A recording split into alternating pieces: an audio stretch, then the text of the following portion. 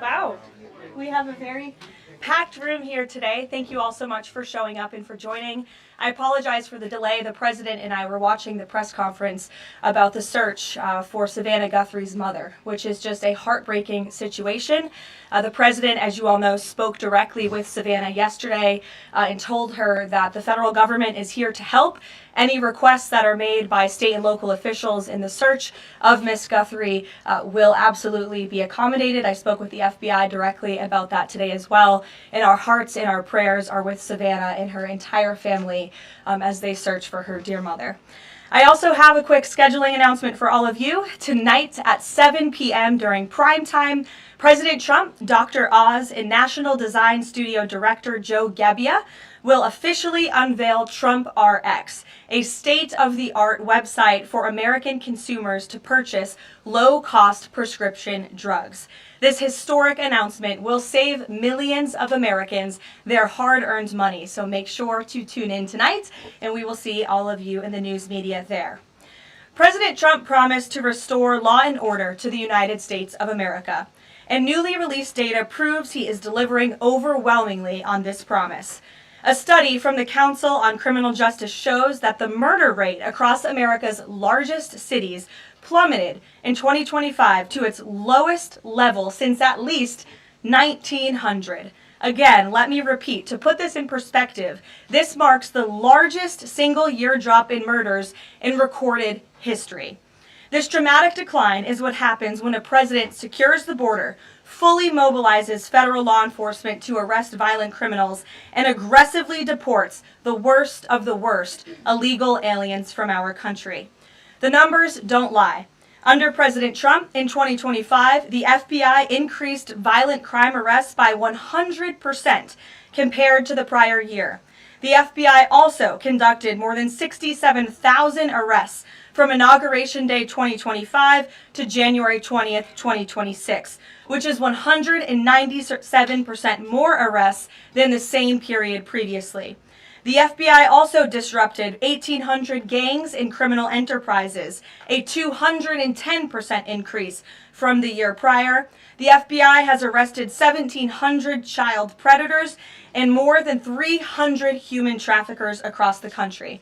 Since President Trump took office, 6 of the FBI's top 10 most wanted fugitives have been captured.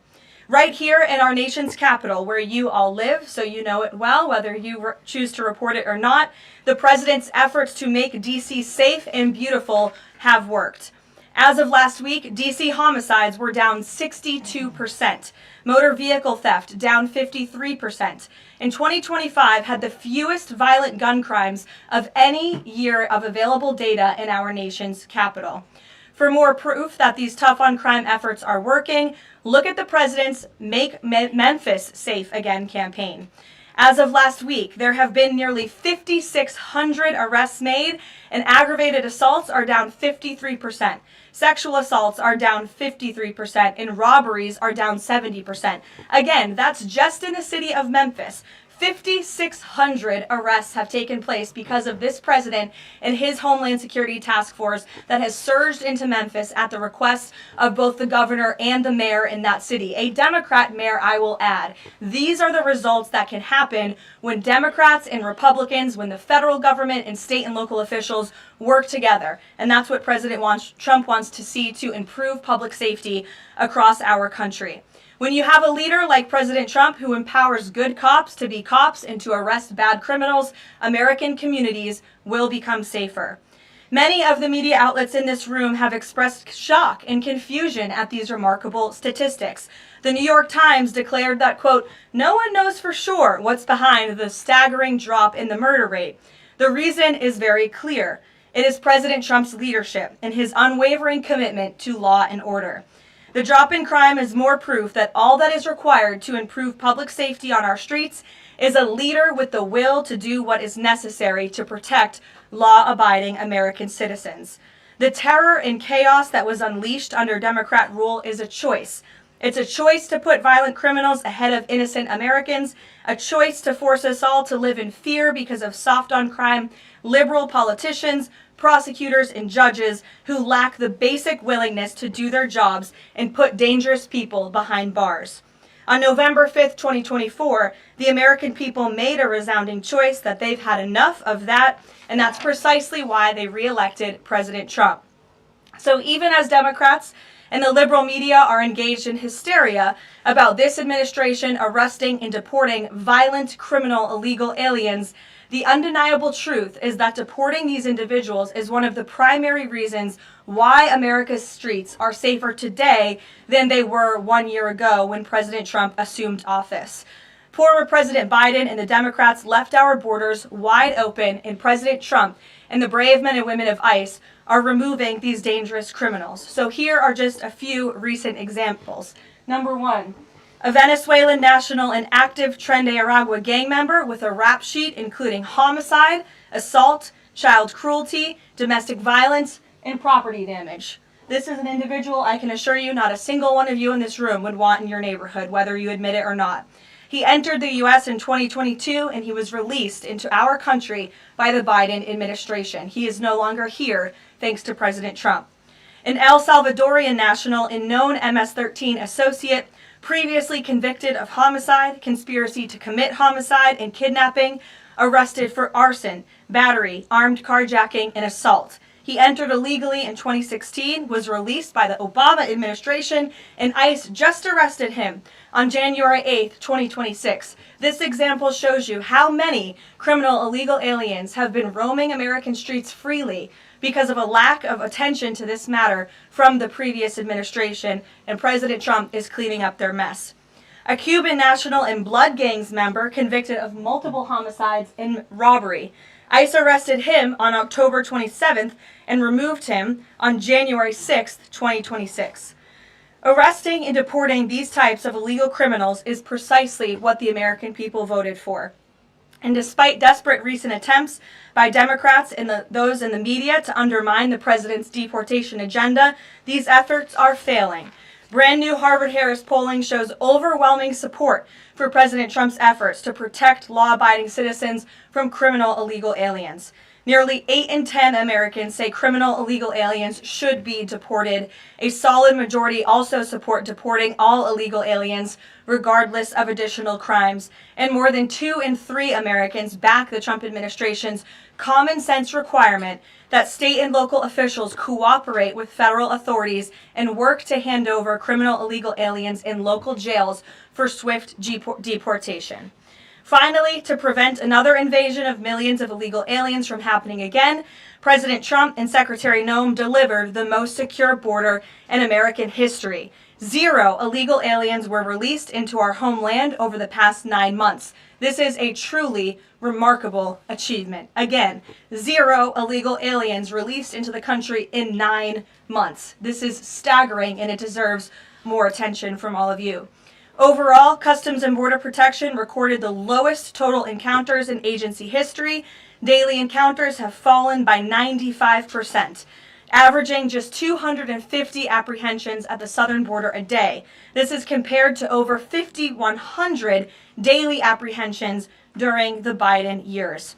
It's a night and day difference because we finally have a president who enforces the law and lets our law enforcement do their noble jobs of protecting our homeland. When President Trump campaigned on making America safe again, this is exactly what he meant, and the numbers and the results speak for themselves. With that, I will open it up to questions today. We're going to start with Daniel Baldwin from One America News, who is here religiously covering the White House beat every day. So it's good to see you in a chair instead of standing up today. Daniel, thanks for being here, and why don't you kick us off? Thank you, Karoline. It's an honor and a privilege to represent One America News in the new media seat. First question on the DHS funding bill. Funding runs out in the better part of 8 days or so. Democrats, at least verbally, are very dug in. What does the White House believe their end goal is when it comes to this funding fight, when it comes to immigration policy at large? What is their end goal when they're dug in a position like this at this point in time? Well, the president has 2 end goals. One is to obviously keep the government funded and open, and that includes the Department of Homeland Security, which does not just touch upon ICE and Border Patrol, but also FEMA, the the United States Coast Guard, the United States Secret Service. These are brave public servants who work to protect our homeland. The president wants these individuals to get paid. Secondly, when it comes to any discussions about immigration policy, the president is never going to waver in his commitment to allow immigration enforcement efforts in this country and to support ICE and Border Patrol and the deportation of illegal alien criminals. I know Senator Schumer and Leader Jeffries sent over a very long list of demands, some of which the administration is willing to discuss. Others don't seem like they are grounded in any common sense, and they are non-starters for this administration. But we're not going to negotiate policy from the podium. I'm going to allow the president to do that, and any final decisions that are made will be made ultimately by him. But rest assured, he is never going to allow law enforcement in the jobs that they do, the important jobs that they do, to be undermined. And secondly, Karoline, the Department of Homeland Security put out a tweet about a part of an hour ago alleging that an illegal alien was involved in a major car wreck in Indiana, killing 4 people, and they allege that the suspect in question came in under the CBP One app under the Biden administration and received a commercial driver's license from the state of Pennsylvania. What is the White House's reaction to a situation like this? And what is the White House doing to crack down on cases like this where illegal aliens are obtaining commercial driver's licenses? Yes, this is another abhorrent example of the border crisis over the past 4 years, and it again exemplifies why the administration must continue and will always continue to fully back and support ICE and Border Patrol and law enforcement in their removal of illegal alien criminals from our country. For those who don't know, and all of you should report on it, 4 Americans were tragically killed and lost their lives this week yet again from an illegal alien, an individual who was paroled into the country by the Biden administration using the CBP One app, which they created like it was a magic pass for Disneyland. That's not how immigration in this country should work. And this illegal alien from Kyrgyzstan was traveling on an Indiana highway, and he failed to brake for a slowed semi-truck in front of him. He swerved into the lane and he crashed into a van carrying 15 passengers, and 4 people were killed in that crash. This is another tragedy that could have been prevented if not for the wide open borders from the previous administration. That's why we now have a secure border. That's why this administration will continue to deport illegal aliens from our country. Thank you for being here. Garrett. John, thank you for your comments and your prayers for the Guthrie family. I have 2 questions related to the president's interview with NBC yesterday. Sure. At one point in the interview, the president said that he believes states are accumulating the votes for who wins the election. He says if they, meaning the states, can't do it honestly and can't be done properly and timely, then something else has to happen. What did he mean by that? Is he suggesting that the federal government count votes in elections? What the president is suggesting, and I just spoke to him about this, is that Republicans and Democrats in Congress should pass the Save America Act. This piece of legislation is going to ensure that states are abiding by federal election law by removing non-citizens from their voter rolls. In addition, the Save America Act will require voter ID to vote, and it will require proof of citizenship to register to vote. These are very common sense policies and proposals that 89% of our country agree with. So that's what the president is talking about. Again, I just spoke with him about this, and he's calling on both Republicans and Democrats to send the Save America Act, to pass it into law and to send it to his desk as quickly as possible. The SAVE Act doesn't say anything about who counts votes, which has always been a state, a local, a county function. Why does he keep talking about somebody else, presumably the federal government, counting votes? Because the SAVE Act directs states to remove non-citizens from their voter rolls. And we know in states across the country, the president is right to point this out. In states like California or in places like New York City, non-citizens are allowed to vote in state and local elections. And the federal government should absolutely do away with that. I don't think a single person in this room, if they really are being honest with yourselves, should agree that non-citizens should vote in American elections, no matter where that election is up and down the ticket. And so this is a piece of federal legislation that will help states ensure the integrity and the sanctity of their elections, and that's what the president wants. Peter. Thanks, Caroline. President Trump posted about Nancy Guthrie that he is directing all federal law enforcement to be at the families and local law enforcement's complete disposal immediately. What should we expect to see from the federal government in coming days in the search to find Nancy Guthrie? It's a very good question, Peter, and it's why I was on the phone with the FBI earlier this morning to ask that. And what they told me is that the FBI, again, is at the disposal of the state and local government. Whatever personnel or assets or resources that the state and local authorities and police need will be granted to them at the direction of the President, the FBI Director, and the Attorney General. A different law enforcement issue. The FBI just found 1,000 samples inside an illegal biolab in Las Vegas.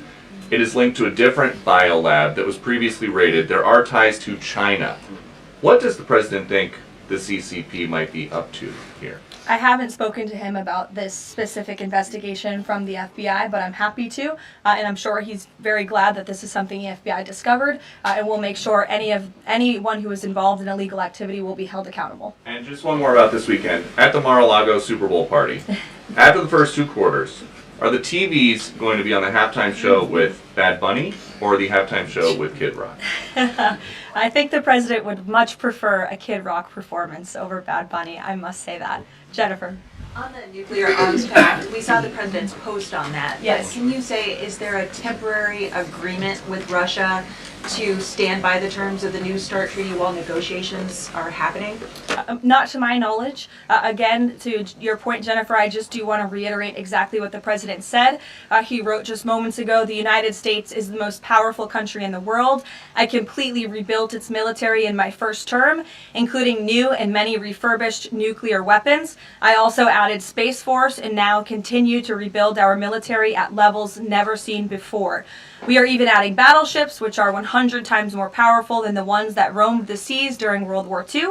The Iowa, Missouri, Alabama, and others. I have stopped nuclear wars from breaking out across the world between Pakistan and India, Iran and Israel, and Russia and Ukraine, rather than extend New START, a badly negotiated deal by the United States, which I will add was renegotiated under former President Barack Obama, aside from everything else, is being grossly violated. The President wants to have our nuclear experts work on a new, improved, and modernized treaty that can last long into the future, and that's what the United States will continue to discuss with the Russians. Peter. Thank you, Caroline. Sure.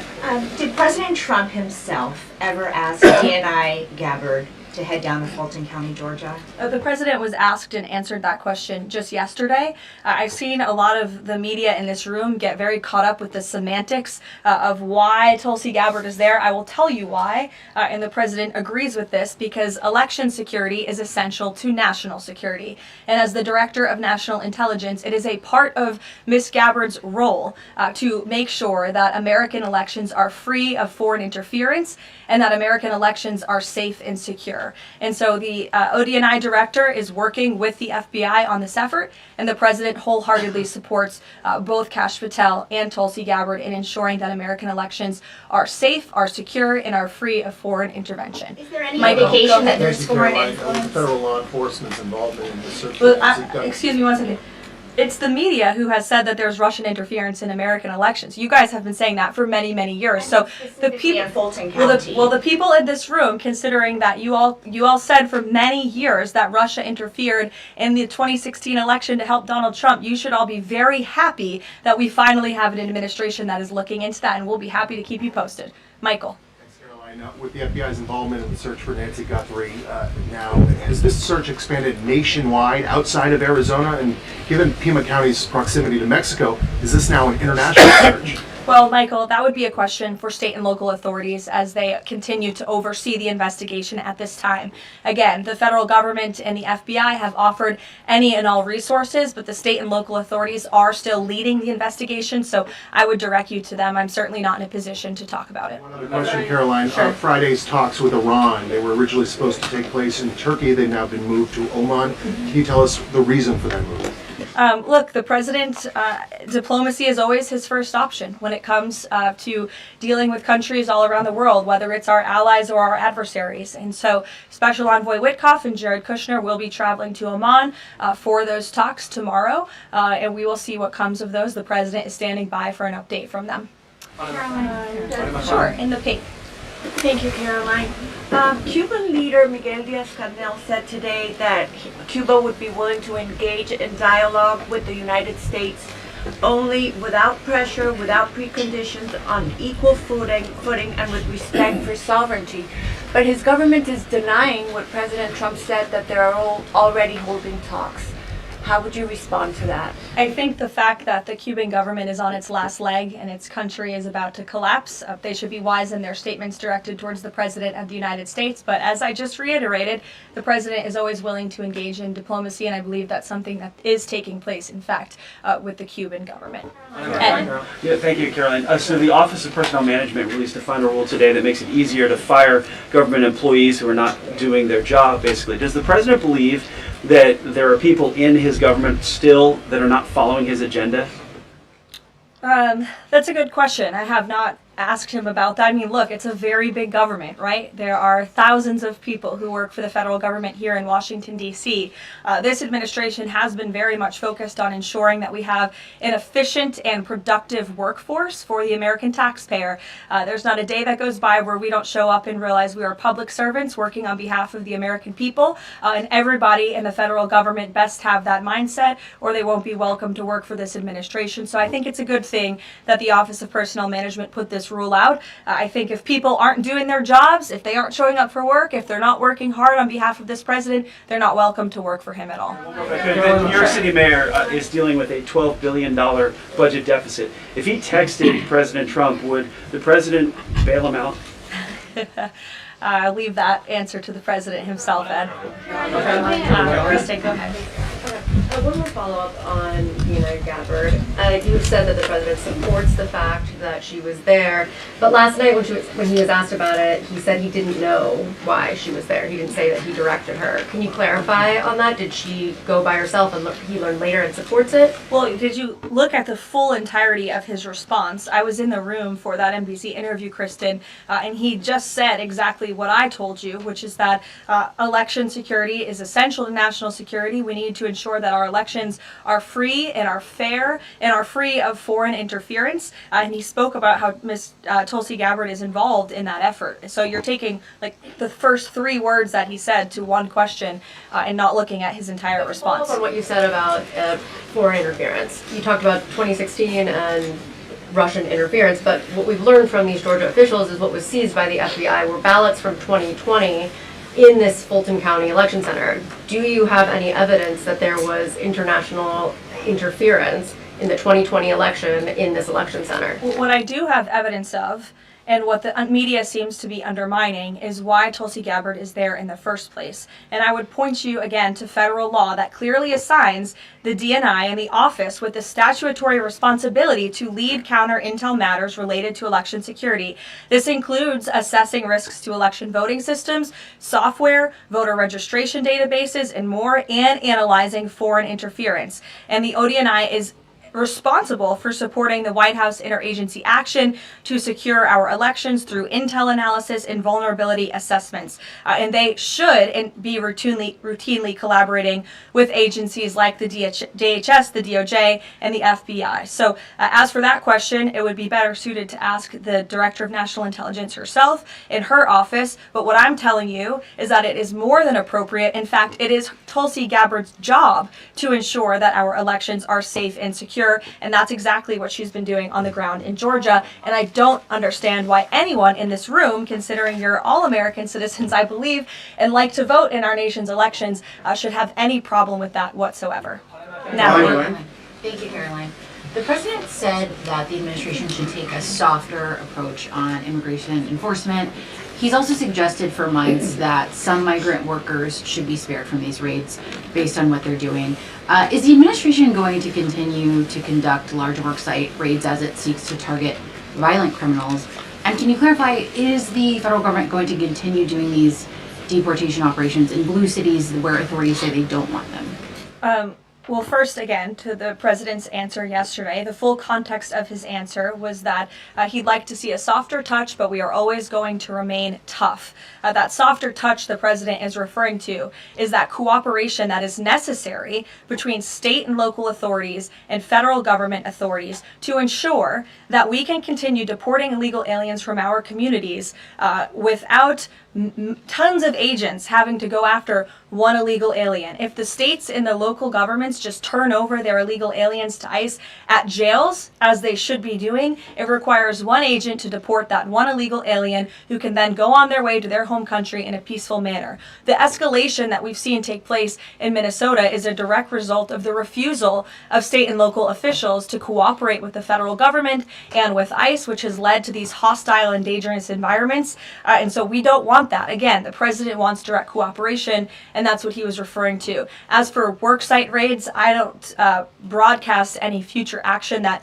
may or may not happen from the Department of Homeland Security, but again, the president's focus and the administration's focus is on targeting illegal alien criminals, especially those who have committed heinous crimes in our country, as evidenced by the few illegal aliens that I just shared with you here today. Will ICE and Border Patrol avoid going to other blue cities where the local officials are saying, we won't work with you, we don't want you here? Well, first of all, those local officials should be wanting to work with ICE. Why would any official, whether you're a Democrat or a Republican, want murderers and predators in your city? It makes zero sense. It's an untenable position. The only reason Democrats are taking that position now is because their entire party platform is just anti-Trump. It makes no sense for the American people. They should be calling this White House, they should be calling Secretary Noem, they should be calling Tom Homan, and they should be saying, we want to work with you to remove the worst of the worst criminals from our city. Please come here. So yes, ICE is going to continue to do their job in cities and communities across the country, but it certainly makes it much easier when we have that level of cooperation and corroboration at the state and local level. In places like Florida, where there has been the arrest of thousands, tens of thousands of illegal alien criminals. None of you talk about that, or none of you hear about that, because these operations are going seamlessly and peacefully. Why? Because there is an intimate cooperation between the state government and the federal government, and that's what the president wants to see in all 50 states. In the whites, yes. Hi, thank you, Caroline. Over the weekend, President Trump said that he was giving a serious look at endorsing in the Texas Republican Senate primary. We know that Minnesota and Georgia also have competitive, crowded primaries. Is he giving those races a serious look as well? Well, I'm not allowed to speak from the podium on any future political endorsements the president may or may not make, but I know that he is watching all of these races across the country quite carefully. I won't get ahead of him on any potential endorsements. John. Thanks a lot, Caroline. Two questions for you about the continuing resolution that the president signed for the Department of Homeland Security. What would be the repercussions for all of the agencies under DHS if no agreement is reached on funding when that deadline approaches next Friday?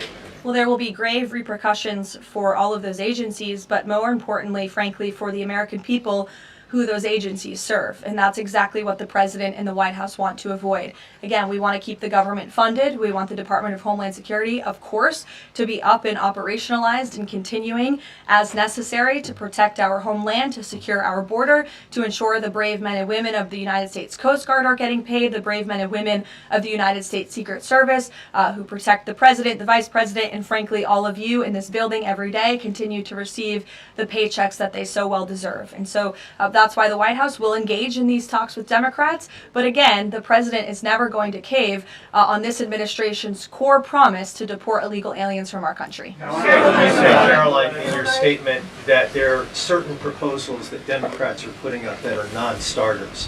What are some of those non-starters? There are a few, and it's a very good question, but I won't negotiate from the podium. I know the White House will be engaged in direct, serious talks with Democrats on this important matter.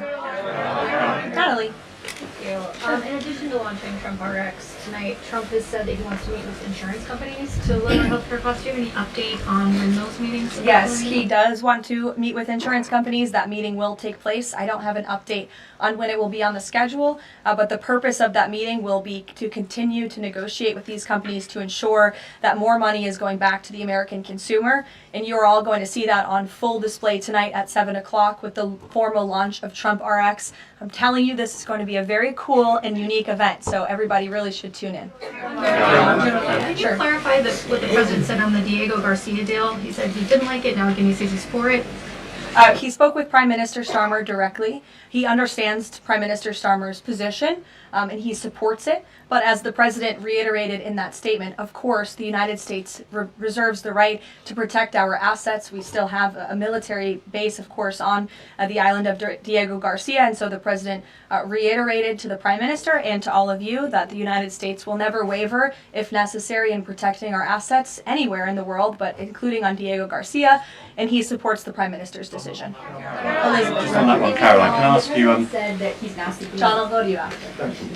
The president said he's now seeking $1 billion from Harvard, considerably more than before. What changed here, and how are negotiations going? Well, look, this has been an ongoing negotiation and, frankly, a frustrating negotiation for the president and the administration because we want a deal. And it's very unfortunate that Harvard has dragged its feet in understanding they need to rectify the wrongs and the illegal behavior that took place on their campus over the course of the past several years under the previous administration. And so the president wants a justified deal to correct for that criminal behavior that took place on their campus. He is now demanding $1 billion from Harvard University, and Secretary McMahon will be continuing to lead this negotiation in these talks.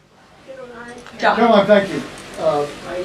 You mentioned some polling earlier that was very compelling on deportations. Rasmussen came out of the poll today, said 75% of Republicans want all illegals deported. It seems like the conversation has shifted again to focusing only on deporting illegal aliens who are criminals. Is the president still committed to deportations of the 20 million illegals that came here under Joe Biden, or are you starting to see that back? Yes, and the president has always been committed to that, John. But we must prioritize, and the prioritization is on those tens of thousands of convicted criminals whom we know are still roaming our streets. ICE and Border Patrol and DHS have done a phenomenal job of removing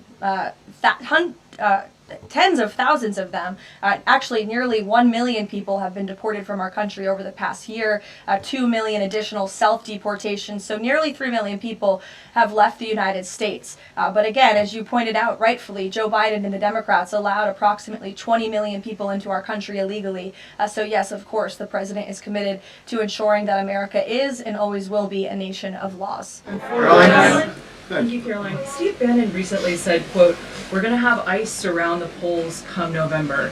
Is that something that the president is considering? That's not something I've ever heard the president consider, no. Can you guarantee to the American public that ICE will not be around polling locations or voting locations in November? I can't guarantee that an ICE agent won't be around a polling location in November. I mean, that's frankly a very silly hypothetical question. But what I can tell you is I haven't heard the president discuss any formal plans to put ICE outside of polling locations. It's a disingenuous question. Caroline, I had two questions regarding the DHS. The first one is, one of the Democrats' main demands for DHS funding was to demask ICE agents. Is this something that the president is even considering? Again, this is one of the specific points in the letter that went out by Senate Majority Leader Schumer and Hakeem Jeffries. I won't negotiate the individual points from the podium, but it is obviously something the White House will be discussing with lawmakers on Capitol Hill in the coming days. Is the administration concerned that the shakeup that we're seeing of DHS activity in Minneapolis could potentially embolden different obstructionist protesters around the country as they now have a playbook on how to get ICE out of their cities?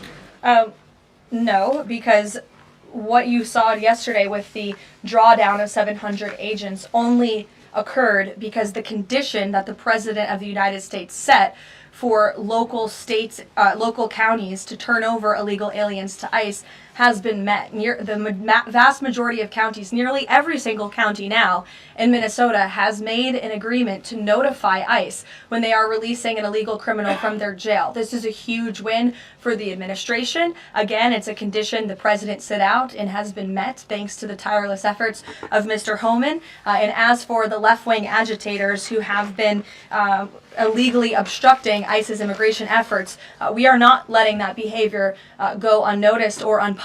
In fact, just today, the Department of Homeland Security arrested this individual. He is a self-proclaimed Antifa member who has been threatening, doxing, harassing ICE He called for the murder of federal law enforcement officers. He encouraged bloodshed in the streets of Minnesota. He proudly acclaimed affiliation with the domestic terrorist organization Antifa. And the Department of Justice, thanks to the great work of HSI and the FBI, was able to locate and arrest this individual today. So we are committed to enforcing our immigration laws. We want that level of cooperation from state and local officials. And if people are illegally obstructing our federal law enforcement operations, if they are targeting, doxing, harassing, and vilifying ICE agents, they are going to be held accountable, like this individual here, who again is a self-proclaimed member of Antifa. He is a domestic terrorist, and he will be held accountable in the United States. Caroline, just to follow up on Garrett's earlier question, I mean, you've talked a lot about the SAVE Act. I know you spoke with the president about it before you came out here. The president has gone beyond that, though. He's talking about Republicans taking over elections, states are agents of the federal government. So just to be clear, is the president only calling on Congress to pass the SAVE Act, or does he want Republicans to go further than that before the midterm elections? The president is calling on Republicans, again, and Democrats to pass the SAVE Act. I will reiterate, requirement for voter ID to vote. That should be something that no American should oppose. In fact, we know that the vast majority of Americans support it. Requiring proof of citizenship to register to vote, which is not hard to do. We should be able to do that in this country. If you want to register to vote in the United States of America, you have to be a citizen in the United States of America. And this piece of federal legislation will direct states to remove non-citizens from the voter rolls. I just had a conversation with the president about it. Thank you, Caroline. I have two questions. Tariffs on South Korea. As you know, President Trump recently mentioned increasing tariffs on South Korea. When will the 25% tariffs increasing on South Korea begin? Secondly, what impact will this have on national security? Sure. I don't have a timeline for you on that, but I will make sure that our trade team here at the White House gets you an answer swiftly and promptly. John. Thank you so much, Caroline. Yesterday, President Trump, in the NBC interview, said that it bothers me that somebody is going after Bill Clinton. That somebody is the House Oversight Chairman, James Comer, a Republican. Why is the president bothered that they're investigating Bill Clinton and his Epstein ties? Look, I think that the president has respect for the former president of the United States, Bill Clinton. He said yesterday himself they've shared a good relationship, and that's what he was reiterating in that NBC interview. Go ahead, Caroline. Can you tell us a little bit about the agenda for tomorrow's talks with the Iranians? What will be the focus of the discussions? Diplomacy moving forward. The president has obviously been quite clear in his demands of the Iranian regime. Zero nuclear capability is something he's been very explicit about, and he wants to see if a deal can be struck. And while these negotiations are taking place, I would remind the Iranian regime that the president has many options at his disposal, aside from diplomacy, as the commander-in-chief of the most powerful military in the history of the world. Washington Examiner, go ahead. Lynchburg County, Virginia is the third local law enforcement is defying the blue government's demand that they no longer cooperate with ICE. There's a lot of red counties that are thumbing their nose at the blue government, blue states leadership, telling them not to cooperate with ICE. Will this administration support those counties in any way? Support them either through legal help or? Absolutely. And if there is a county in this country, whether it's red or blue, that seeks to cooperate with the federal government to remove violent, illegal criminal aliens from their communities, this administration is here to help. You've heard the calls from the president himself on asking Democrats and Republicans across the country to call on the Trump administration to work with them, not against them, in the matter of public safety and securing our homeland. Thank you all very much. You'll hear directly from the president tonight at 7 o'clock, and I hope everybody has a good weekend. Happy Super Bowl weekend. The president has wisely chosen not to make a prediction in Sunday night's game, but as a native girl from New Hampshire, go Patriots. Thank you, guys.